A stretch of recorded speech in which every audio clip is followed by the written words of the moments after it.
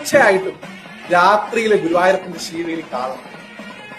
ഗുരുവായൂരപ്പൻ ഒരു ചക്രവർത്തിയായിട്ട്, ഗുരുവായൂരപ്പൻ ഒരു രാജാവായിട്ട് എഴുന്നള്ളുന്ന ഒരു പ്രതീതി നിങ്ങൾക്കുണ്ടാവും.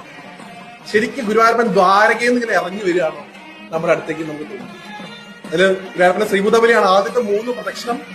4ാമത്തെ ഒരു പ്രദക്ഷിണമാണ് ഗുരുവായൂരപ്പൻ. അത് നിങ്ങൾ കണ്ടിട്ടില്ലെങ്കിൽ നിങ്ങൾ താജ്മഹലോ അല്ലെങ്കിൽ ഈജിപ്തിലെ പിരമിഡോ ഇതൊക്കെ മിസ് ചെയ്യുന്നത് പോലെ നിങ്ങൾ മിസ് ചെയ്യാൻ പോകുന്ന ഒന്നാണ് ഗുരുവായൂരപ്പന്റെ ആദ്യ ശിവേലി. 4ാമത്തെ ശിവേലിക്ക് 2 പാക്കാന എക്സ്ട്രാ വരും. മുമ്പുള്ള തിടമ്പ് മാറ്റി വേറൊരു കൊമ്പന്റെ പത്ത് വരും. 3 ആനപ്പുറത്താണ് ആ ശിവേലി. അതുവരെ ഭഗവാൻ ഒരു ആനയുണ്ട്. ആ ശിവേലി നടക്കുന്ന സമയത്ത് രാത്രിത്തെ ആ ഒരു ഭഗവാന്റെ കോലം ആനയുടെ പുറത്തേക്ക് കയറ്റുന്ന സമയത്ത് അവിടെ ഹാർമോണിയൊക്കെ വായിക്കുന്ന ചേട്ടനുണ്ട്. അദ്ദേഹം ആ കൊടിമരത്തിന് ചുറ്റും സുഗന്ധദ്രവ്യങ്ങൾ കത്തിക്കും, ഈ ചന്ദനത്തിന് പോലുള്ള കാര്യങ്ങളെ കത്തിക്കും.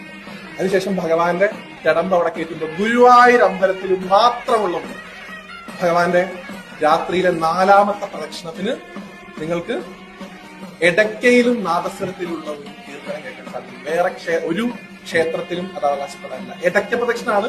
എടക്കയും അതുപോലെ നാദസ്വരവും മാത്രമേ ഉപയോഗിക്കുന്നു.